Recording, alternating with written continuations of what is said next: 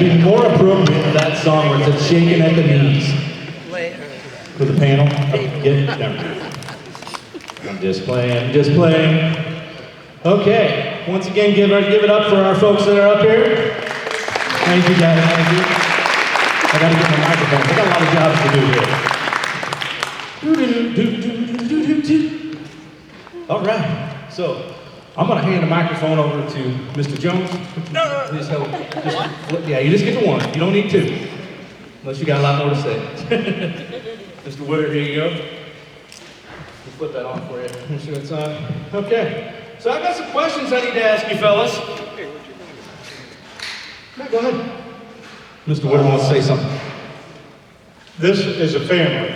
It's a large family.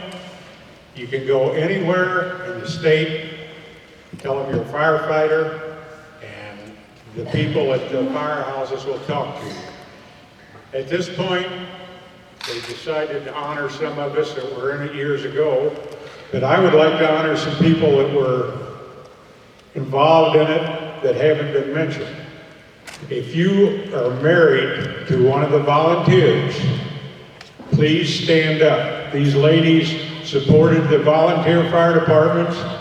Whenever we had a call, it didn't make any difference if it was a barbecue, a graduation, a birthday party, we went and fought fire. You guys don't know that now because you're on a schedule. If you have a fire when you're not working, you don't have to go. We didn't know if we were going to have 1, 5, or 30 people show up when we had a call. There's a bunch at that table. Stacy, stand up, please. Come on, ladies. All of you stand up. My sister-in-law, Jerry, my wife. Give it up, folks. All these ladies took over when we went to 5 o'clock. My wife cleaned a limited crappie one night. The only reason I mention that is that's because I did catch fish at one time. But there's been people that have gone on before us. Ron Short's wife was involved. Russ Rose's wife. And there's so many that gave up their time and supported the volunteers. When we were first formed and before, we got a paid crews to take care of it. So I just thought they ought to be recognized. Thank you. Thank you, Mr. Woodard. Thank you, ladies. All right, let's start out here. I'm going to ask the same question to each one of you guys. So I'm going to ask the same question, kind of come down the line. I'll start with you, Mr. Jones. Oh, boy. Yeah, it's okay. You're going to be good. So we're going to start here, work our way down the table, and we'll see where we get with that. If you would, when you're done, you need to pass the microphone on to when you're done. I need you to have it right now, sir. All right, if you would please, state your name, the year you began with Cedar Hill Fire, and your total years of service, the various positions that you held, Years of service, various positions, that's going to be to all of you. Gary Jones, started Microphone. Gary Jones started in 1970, 46 years of service. Was a firefighter, a lieutenant, a captain, and a battalion chief. All right. Pass that on to Mr. Gillman. I'm Gillman. I started out as a junior firefighter, was a senior firefighter, became an engineer, a captain. Also, Greg and I was in charge of the junior program for a while.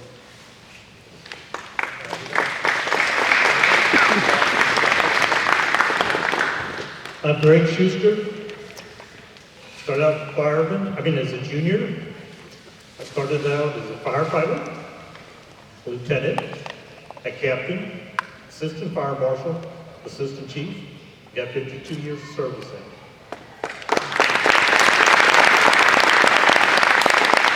Yeah, my name is Ron Short. I came over here in 1962. Probably the oldest fireman left. Prior to that, I had 12 years at Pacific, Missouri on the fire department over there.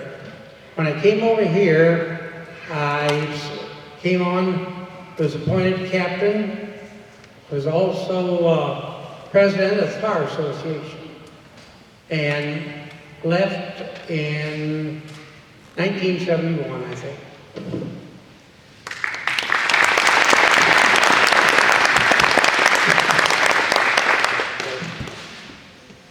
Jim Woodard, I started, I don't know when. Whenever I started, there was no such thing as a junior fire department. If you could get in the car with your dad and he was on the fire department, you went to the fire. You pulled the hose, you didn't go in and fight fire, but you pulled the hose, you carried stuff, you did whatever you had to do.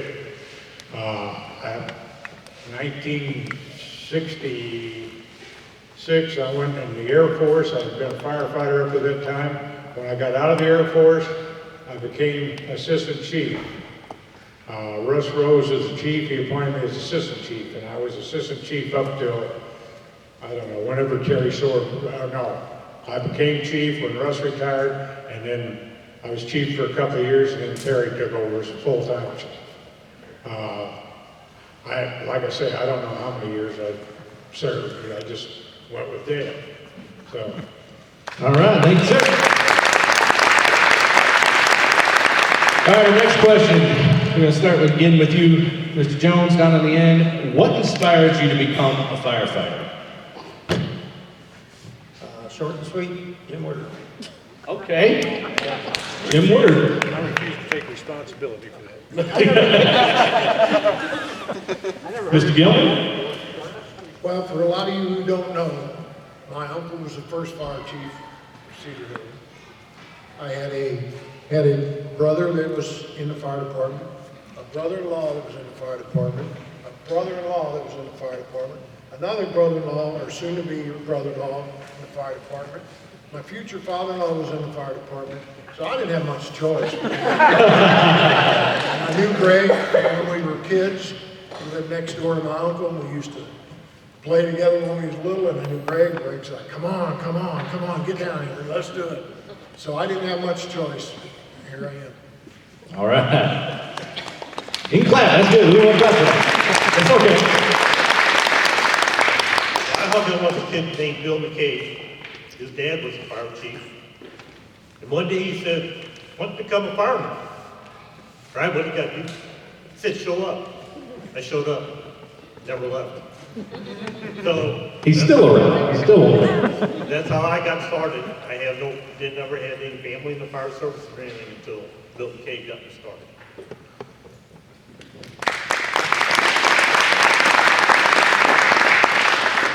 Okay, I think I ought to let you people in on a little secret.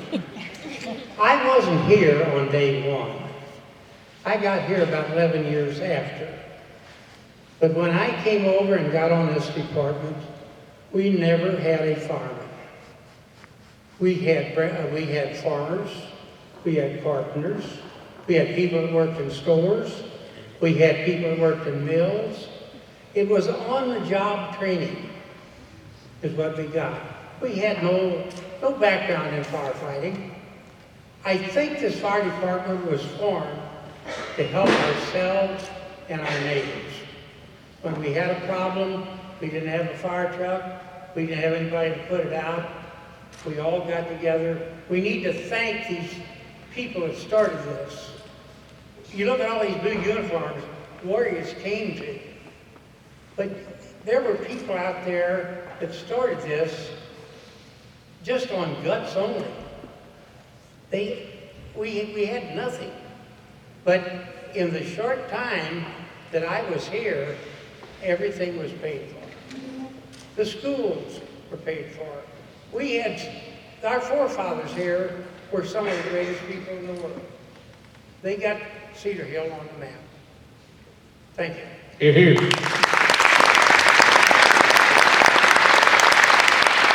That was lovely. I got started with my dad. We moved to Cedar Hill in '54. He became friends with Jim McCabe, who I believe was the fire chief at that time. And as I said earlier, there's no junior fire department, but you'll find that probably 50% of the people that were in the fire department back then were related to somebody else that had been a volunteer firefighter. They jump in the car with their dad, go to the fire. We had a party line telephone, rang in about 6, 7 different places, and then they had a phone tree. Evelyn McCabe would call my mom, and my mom had somebody to call, and went right on down the line. There was no plectrons. If you heard the house siren, you went to the firehouse, they'd have it written on a blackboard out in front where the fire was. Then you'd take off and look for the water spill coming out of the truck where they turned off the highway. But like I said, it was my dad and Jim McCabe, and as Delmar said, and you may not realize it, but I'm Delmar's brother-in-law too. We've got, between the two of us, well, there's 3 of us sitting up here related, and nobody will claim Ron. But my wife's uncle was the first fire chief. Jim McCabe was her cousin. Russ Rose was a distant cousin. He was a fire chief. I was a distant husband. I was a fire chief. My father was assistant chief. Hell, Darlene's been around more chiefs than Elizabeth Warren.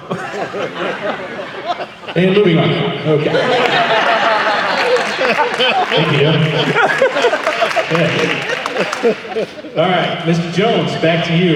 Is there a particular call that stands out the most in your memory? Particular call, fire, accident, whatever it may be. Well, most of the calls that we had were either brush fires, house fires, vehicle accidents, occasional drowning, stuff like that. My favorite stuff was the brush fires.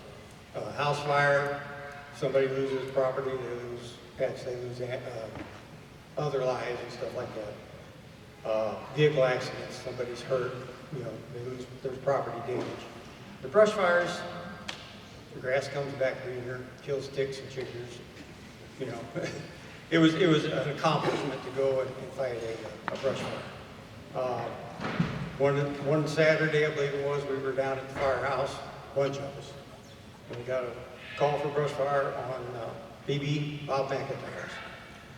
A few piled on the pickup, the rest of us took our vehicles, and then when we got to the scene, we piled on the pickup truck and up through the field we went, bouncing, practically falling off and stuff.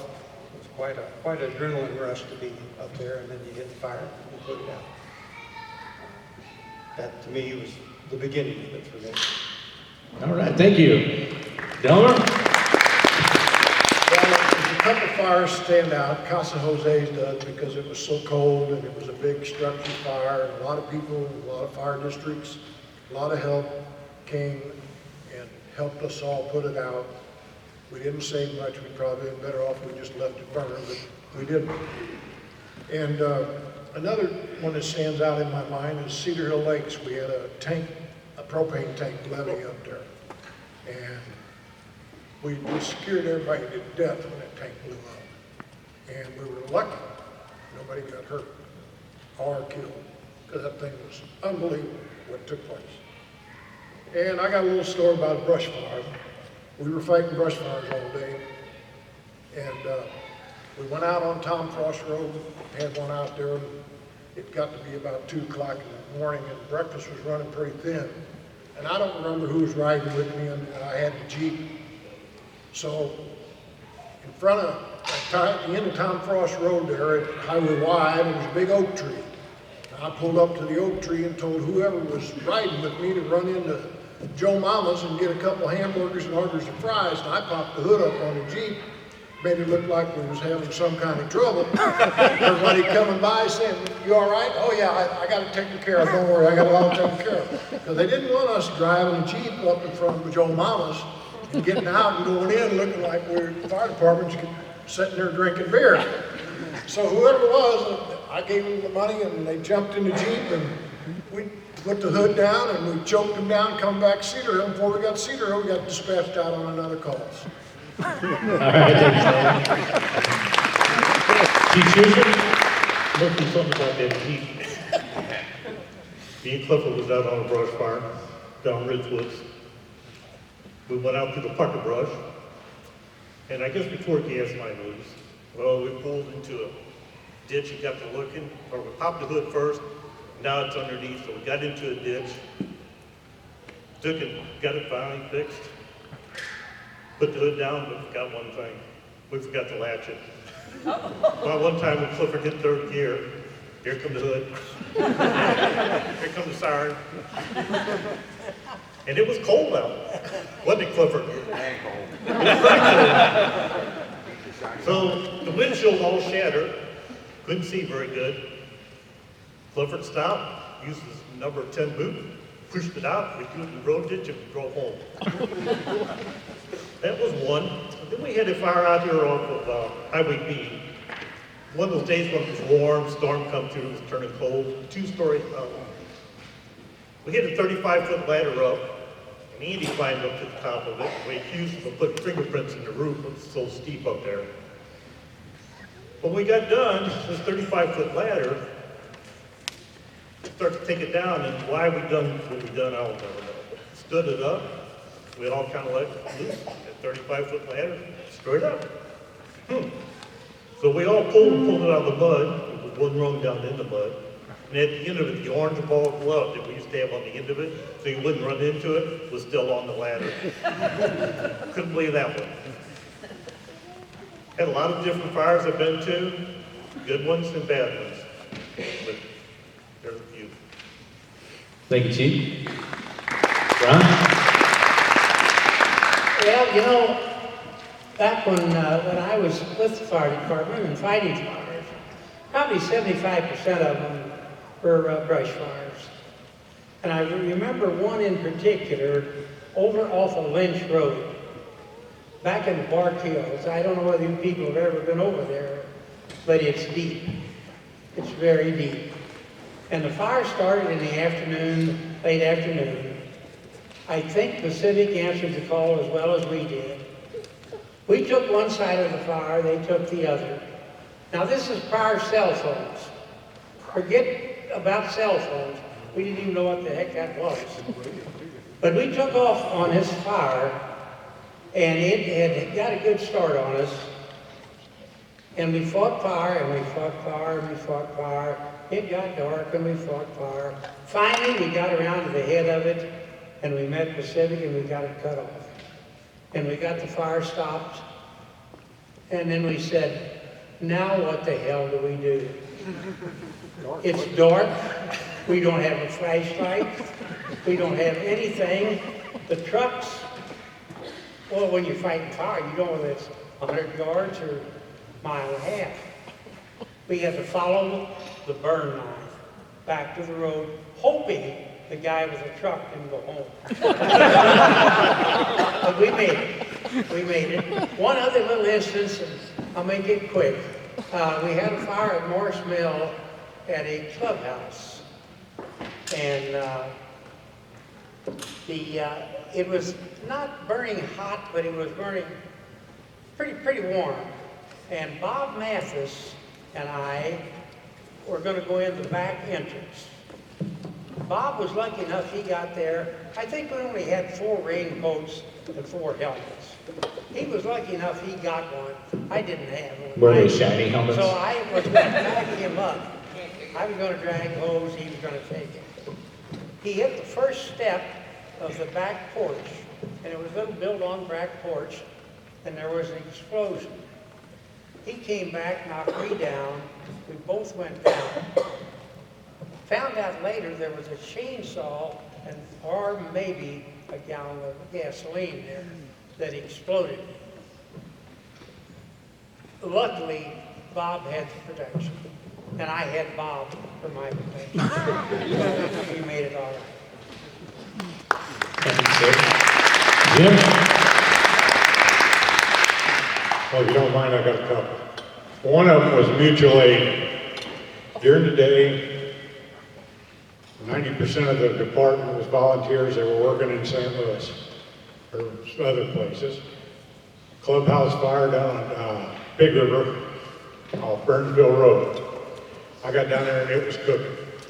And you know, you guys know the clubhouse, you got about 30 seconds to decide if you're going to burn it down or try to save the exposure.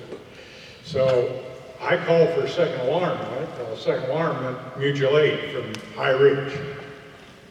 And I can hear them coming. And I radioed them. I said, when you get here, I need an 1.5 inch line around back. Well, when they got there, Bob Bomey, who I don't know if you guys remember him or not, he bails out of the jump seat and sits down on the running board and starts laughing. I said, Bob, get an 1.5 inch line, get it around back. Well, Assistant Chief Jim Daniels was driving. Well, after we got the fire put out, I said, Bob, what in the hell was wrong with you when you got here? He said, go look at the front of our pumper. And I don't remember his first name, but his last name was Moore. Danny Moore. He had the 2-story house on the left on Burnsville Road, and he had chickens. And when High Ridge's pumper come around the corner, Danny's chickens were out in the road. And the front of their pumper looked like a pillow factory had exploded. Jim Daniels spread chickens for 300 yards down Burnsville Road. And Bob Bomey was laughing so hard he couldn't have fought fire, you know, if this happened. Look at that chicken. I think probably the other one that sits out in my mind was when Casa Jose burned. I was dispatcher. And as dispatcher, that was my job. But as dispatcher, I could look out the door of the firehouse and I could see flames coming up and I couldn't get over there and fight fire. I was so damn mad. And I think Gary Jones finally came in and relieved me. I'm not sure. He came and relieved me and I was able to go over to Casa Jose, but I sat there and watched the thing burn for 2 hours and I couldn't go over there. Boy, it was hot. So that's a couple I remember. We had Ed Kriska and his wife were at my house one time. Plectron went off. First alarm, house fire. Me and Ed run out and jumped in his pickup, and here come his wife running out. She jumps in the pickup, and Ed looks at her and said, Mary, what are you doing? We got a house fire. She said, yeah, I know, it's our house. He had smoke detector, and the neighbor had heard it. That's pretty good. That's pretty good. Right? All right, give it up for that. All right, Mr. Jones, we're going to come back to you. Over the past 75 years, how have you witnessed Cedar Hill Fire Department grow? And what are some of the most significant changes that you've seen within the department? And also, gentlemen, when you are talking, try to hold the mic a little close so that way everybody can hear you to your mouth, please.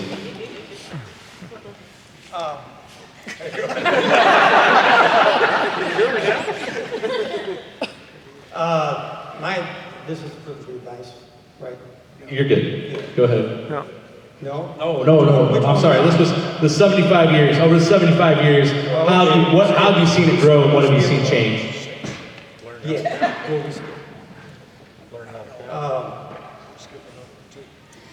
The Ford Louisville that we got Yeah, there you go. was the first truck that we got that after I was there, I drove it, I rode in it, and I got to ride on the back. That's a thing you don't do anymore. Yeah. Is that all? Yeah. He says, come on. Okay, he says, come on. No, okay, seriously, over 75 years, the Ford Louisville, right? I mean, looking at that to what trucks you guys are driving today, you know, it's pretty cool. So it's quite the same. Mr. Gillman? Well, one of the things I think improved our fire department a bunch, when your father-in-law, Phil Slate, passed away, Phil used to run the wrecker service for our area. And if we had an automobile accident, Phil was there, hooked his truck up. Phil knew how to tear any make, model of car apart. Well, when Phil died, we didn't have that anymore. So we started a fundraiser to buy the Jaws a lot. And I think that was one of our biggest, in my time, one of the biggest things to help us out on things that came about. I mean, we had trucks and tankers and brush trucks and all that. But when the Jaws came, we could do it ourselves without having to have somebody there to tear the vehicle apart. That's a good one. Do you remember about what time, what year that might have been, roughly, maybe? Any Around idea? 76. 76. I thought one of you would It know. was shortly after I joined. Okay. All right. Chief Schuster. Well, the biggest change I've seen in the fire service since I got in, we got rid of the horses.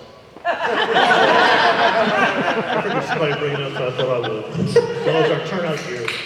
If you look over here on this wall, green pair of jumpsuit, that's what everybody had in the beginning when I joined. And like Ron started, it was just a few coats and helmets on the back of the truck. If you're lucky enough to get it, that's what you got. And then we started out with coats and helmets. Then we had boots, three-quarter boots, and then we went to bunker pants. And now we're encapsulated in a real nice suit and safety for the guys. So I think that's a big improvement that we were able to do as a fire district to supply the safety part for the firefighters. That's pretty good. I like the fact that you said a real nice suit. Makes it sound like Rodney Dangerfield. Hey, gonna fight some fire. Hey. Sorry, guys. Well, you know, back in the beginning, what we really had to work with, this guy right behind me, that was it. That was our equipment. That's everything we had. The clothes you had on was what you fought fire in. If you had your Sunday go to meeting shoes on, that's what you had. You had a suit coat on, that's what you had. That was your equipment. And today, you boys out here are well protected. And you need to be. First responders need to have all the protection they can get. Things can happen so quick, so fast. We don't know what's going to happen in the next minute. So I think the equipment that you've got today to work with, the talent that you've got, the training you've got, is all what we need now. There's been much growth in our area. There's going to be more growth. So keep up the good job.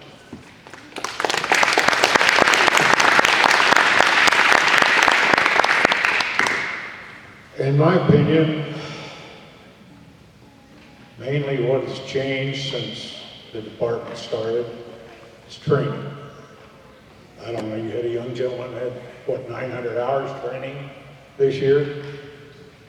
Hell, we didn't have 900 years training, probably 3 years. And a lot of times the training was cut short because we had lunch to eat and beer to drink and maybe a bottle of wine to pass around. So I think probably the training, I'd talk to, by the way, David, Assistant Chief David Jones is my nephew, and he's my godson, and my wife and I are very proud of him. We think he may have a career in the fire service. But anyway, I'll stop by the firehouse, see David, and he's not there. So where is he? He's training. Now, I don't know if he's training or if he's just telling them he's training. But like I say, I think that what's changed the most is the training. I did read the other day where years ago you had so many minutes to get out of the house if it was on fire, and that time's been cut down to so many seconds now because of the materials they're using to build houses with. So you guys do need the training, and I think that's probably the biggest thing that I've seen. Thank you, sir.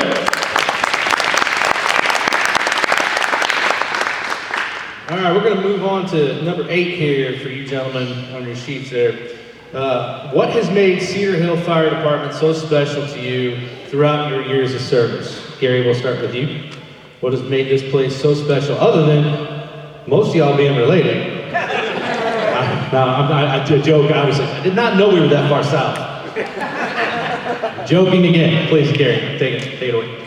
Just something to be proud of.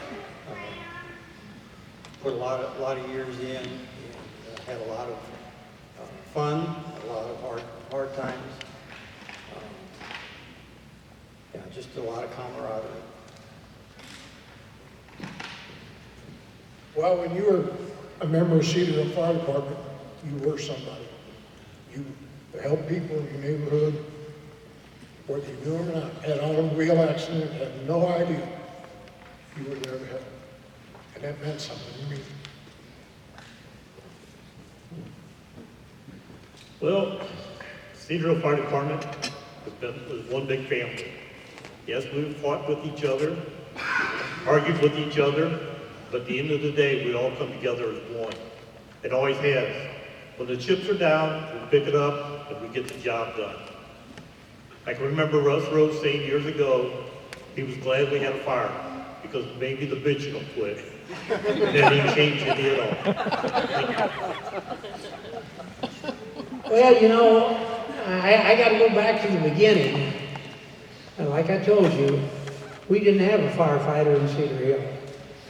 But we had people that were caring and wanted to protect themselves, their neighbors and all. And I guess I wanted to be part of that. I wanted to help my neighbors and help myself. And that's why I think I got into the fire department. Well, they all took my answer. I don't know, it was, like I said, my father I got into it because of Jim McCabe, and it just kind of passed down. I guess at the time I was a chief officer, I was proud of that. I had various careers. Drove an ambulance for a while, was a firefighter for a while. The last 20 years I was worked in law enforcement, so it just proves I can't hold a job.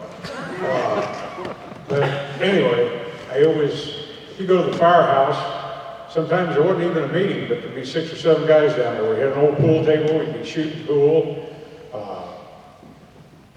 It was it was a place to hang out, have a good time. Everybody give a good round of applause for these gentlemen. Very appreciate it. Thank you again, gentlemen. We appreciate your time and your stories. We're going to try and get a couple things kicking here a little bit, and then we'll get you some things going, moving on here. So, give me 1 second.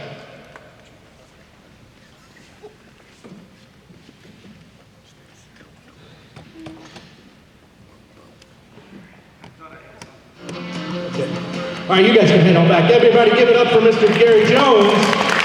Give it up for Delmar Gillman, Greg Shuster, Mr. Ron Short, Jim Woodard.